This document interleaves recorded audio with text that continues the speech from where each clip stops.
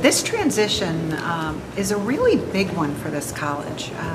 We had a president here for 16 years who ably and nobly served this institution. And now here's this new person that comes in from another state. What does she know about us? What is she curious about? What is her style? What questions will she be asking? I wanted to be able to make sure that everyone had an opportunity, and that I had an opportunity to meet with and engage with as many people right up front. What will I be up to for the next few weeks, months?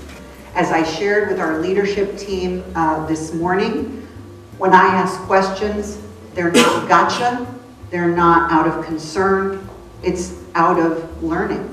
We tell students all the time there's no such thing as a dumb question, or the bad question is the one that wasn't asked. And so I will be asking questions because I'm going to be going on a learning journey. And here's the rub. I'm going to invite you to join me on that learning journey. Sometimes when we work in an organization or an institution, we really know about what's in our side of the house, the information in our shop, what we do. But do we know about what's going on at the institution? How our students are succeeding? What our data actually is? Anecdotes are great. We can all tell a story about that great student that we helped this one time and now he or she is successful. But how are we doing overall in helping our students achieve their dreams? Well, my entire career, nearly 25 years, have been devoted to higher education, specifically in an urban setting. It's very important to me working with underserved populations and perhaps populations that have felt marginalized or left out in the past. I've spent my career working with those populations, as well as students who are on the trajectory to be very successful. Their parents went to college. We should be the answer for them as well.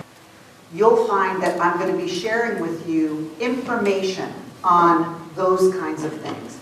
How are our students who are poor, qualifying for a full Pell Grant, they're coming to college, how are they doing in comparison to that overall rate? How are minority males doing in comparison with that overall rate? How about those students who are part-time and start in developmental education?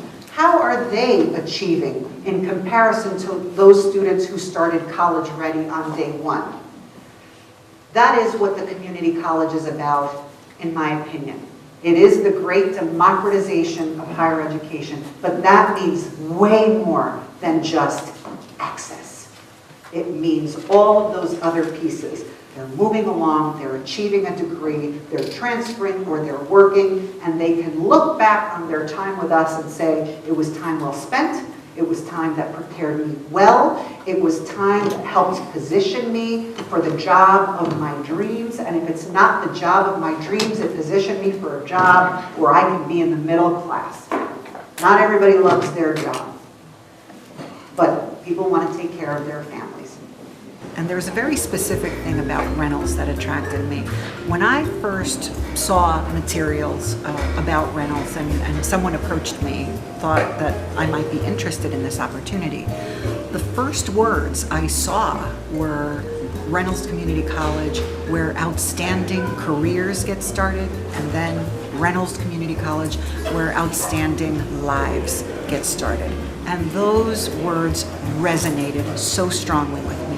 So the combination of this city with this rich and complex and changing history, coupled with a community college that speaks to the very values that I hold dear, that lives are changed through the power of education, careers get started through the power of education, lives and livelihoods are impacted by the power of education.